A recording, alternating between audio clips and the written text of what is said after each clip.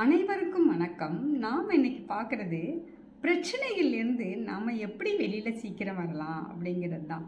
பிரச்சனைகள் வரும்பொழுது நாம் கொஞ்சம் விலகி நின்று நாம் மனசையே பாருங்களேன் கொஞ்சம். அப்போ பிரச்சனையிலேருந்து நம்ம எப்படி வரலாம் அப்படிங்கிறதுக்கு ஒரு தீர்வு கிடைக்கும்.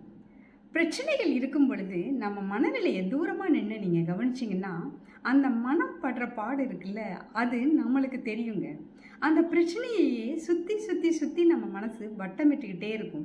அந்த பிரச்சனை ஏன் வந்துச்சு, எனக்கு ஏன் இப்படி வந்தது, நம்மளுக்கு இப்படி ஆயிடுச்சே, இதுக்கு இவங்க தான் காரணமோ அவங்க தான் காரணமோ, இப்படி ஆயிட்டமே, இப்படி என்ன பண்ணுறது இப்போ அப்படின்னு வரும். பிரச்சனையையும் உங்களையும் ஒன்றாக்கி நம்ம அந்த பிரச்சனையிலேருந்து மீள முடியாமல் தவிப்போம். நாம் வேற, பிரச்சனை வேற அப்படிங்கிறத ஃபஸ்ட்டு நாம் புரிஞ்சுக்கணுங்க. நம்ம மனசுக்கு சொல்லணும். நாம் விலகி வந்துட்டு அந்த பிரச்சனையை மட்டும் பார்க்கணும். அந்த பிரச்சனை ஏன் வந்தது அப்படின்னு திரும்பி திரும்பி திரும்பி கேட்டுக்கிட்டு அதையே மனசை போட்டு உழைச்சிட்டு இருக்கிறத விட அந்த பிரச்சனையிலேருந்து விலகி நாம் எப்படி வரலாம், இப்படியே நம்ம நினச்சிட்டு இருக்கிறதுனால நம்மளுக்கு என்ன நடக்க போகுது, அதனால் என்ன பயன் அப்படின்னு உங்கள் மனசிட்ட சொல்லுங்கங்க. மனசு நீ இதையே நினச்சிட்டு இருக்கிறதுனால உடம்பு தான் வீணப்படும். உன்னுடைய குழந்தைகள், உன்னை நம்பி இருக்கிறவங்க அவங்களும் உன்னை பார்த்து வீணாக தான் போவாங்க அப்படிங்கிறத உங்கள் மனசுக்கு சொல்லுங்கங்க. உங்களை நம்பி 2 பேர் இருக்கிறாங்க அப்படிங்கிறத உங்கள் மனசுக்கு சொல்லுங்கங்க. இந்த பிரச்சனையை திரும்ப திரும்ப நம்ம நினச்சிட்டு இருக்கிறதுனால நம்மளுடைய உடல் மேலே மேலே பாதிக்க போகிறது அப்படிங்கிறத உங்கள் மனசுக்கு சொல்லுங்கங்க. இந்த பிரச்சனை எப்படி நம்ம வெளியில் வரலாம் அப்படின்னு அதுக்கு ஒரு சொல்யூஷன் கண்டுபிடிக்கணுங்க. அந்த சொல்யூஷனை நோக்கி தான் நம்ம யோசிக்கணுமே ஒழிய பிரச்சனையை பற்றி யோசிக்கிறது விட்டுறணுங்க. ஆனால் அது சொல்கிறது ஈஸி, ஆனால் செய்கிறது கஷ்டம்தான். ஆனால் நாம் அதை செஞ்சு தான் ஆகணும். ஏன்னா பிரச்சனையை நம்ம திரும்ப திரும்ப நினைக்கிறதுனால அது எதுவுமே நடக்க போகிறதும் இல்லை. அப்புறம் இன்னொன்று, நாம் எல்லாருமே என்ன செய்கிறோம் அப்படின்னு கேட்டோம்னா, இந்த பிரச்சனை ஒன்று வந்துடுச்சுன்னா நம்மளோட லிங்க் பண்ணிவிட்டு நம்மளையே நம்ம வெறுக்க ஆரம்பிச்சிடுறோம். சுற்றி உள்ளவங்க எல்லாருமே தவறானவங்க, இந்த உலகமே தவறானது, எல்லாருமே கெட்டவங்க, இந்த உலகத்தில் நம்ம ஏன் இருக்கிறோம், இதை மாதிரி பிரச்சனை இருக்குதே அப்படின்னு நம்ம ஒரு பிடிக்காத நிலைக்கு வந்துடுவோம். அதுதாங்க ரொம்ப ப்ராப்ளம். அப்படி நம்ம அந்த ஒரு மாரி அந்த மனநிலைக்கு நம்ம கொண்டுட்டு வரக்கூடாது. நாம் வேறு, பிரச்சனை வேறு. அந்த பிரச்சனையிலேருந்து நம்ம எப்படி மீண்டு வரலாம் அப்படிங்கிறத மட்டும்தான் நாம் பார்க்கணும்.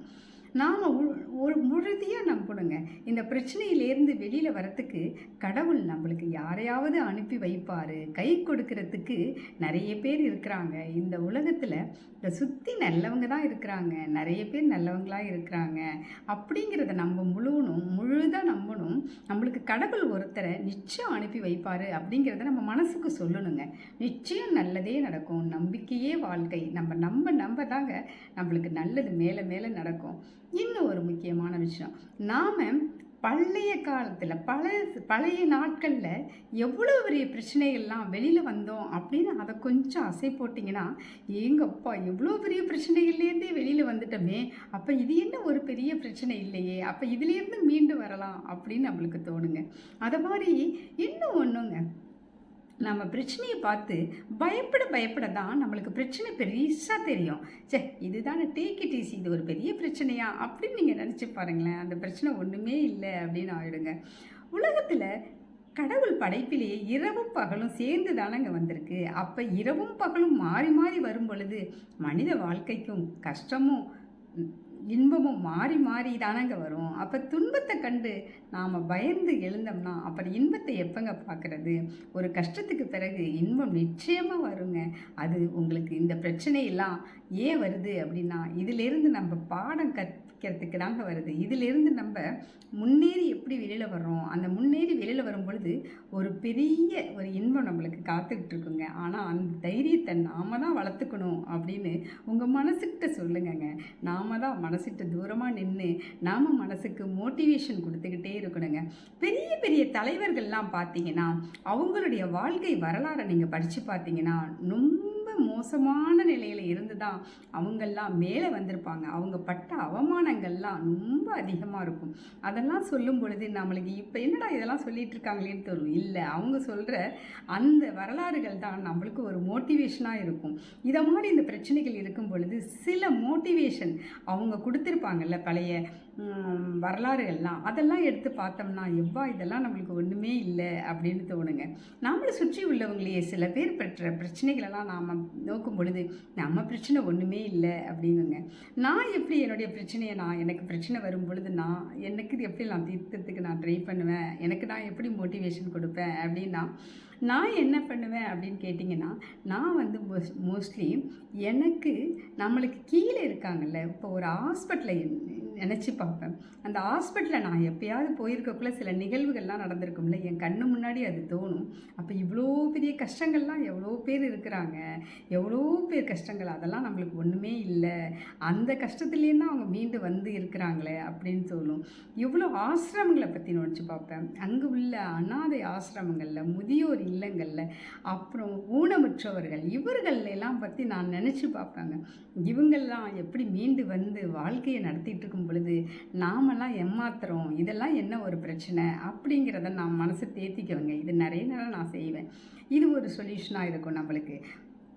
இது மட்டும் இல்லைங்க, நம்ம லைஃப்பில் இப்போ சுனாமி வந்தப்போ கூட எவ்வளோ பெரிய பிரச்சனைகள்லேருந்து எவ்வளோ பேர் மீண்டு வந்தாங்க. இல்லை ஃப்ளட்டு சென்னையில் வந்த பொழுது எவ்வளோ பெரிய இதுலேருந்தோ கடந்து வந்தாங்க இல்லைங்களா. அதை மாதிரி கஷ்டகால நிலைகளில் பூகம்பம் வந்து எவ்வளோ பேர் அதிலேருந்து எவ்வளோ மீண்டு வர்றாங்க. இதை மாதிரி இந்த கஷ்டகாலங்களை நினைக்கும் பொழுது நம்மளுக்கு நாமளே ஆறுதல் சொல்லிக்கலாங்க. நாம் தான் நம்மளுக்கு மோட்டிவேஷன் பண்ணணும். நம்மளுக்கு கஷ்டத்தில் கை கொடுக்கறதுக்கு நிறைய பேர் இருப்பாங்கங்க, அது நம்புங்கங்க முழுசாக. அப்புறம் அது மட்டும் இல்லை, இன்னொன்று நம்ம மனசில் தைரியம் வச்சுக்கணும்.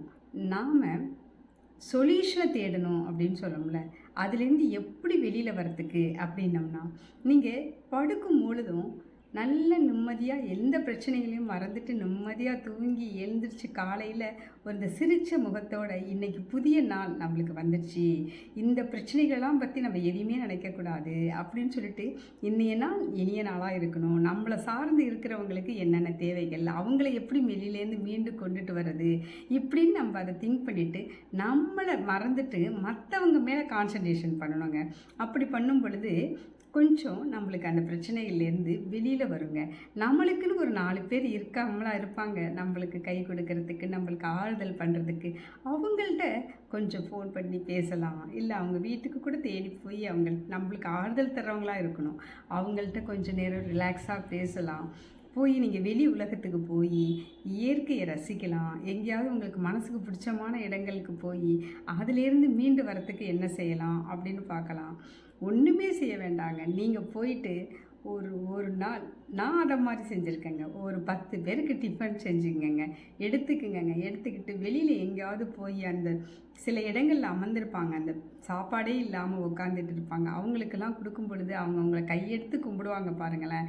அந்த ஒரு வேளை சாப்பாட்டுக்காக அவங்க முகத்தில் அவ்வளோ ஒரு அந்த ஏக்கம் இருக்கும் பாருங்களேன். அதெல்லாம் பார்க்கும் பொழுது நம்மளுடைய பிரச்சனைகள்லாம் ஒன்றுமே இல்லை அப்படின்னு ஆகிடுங்க.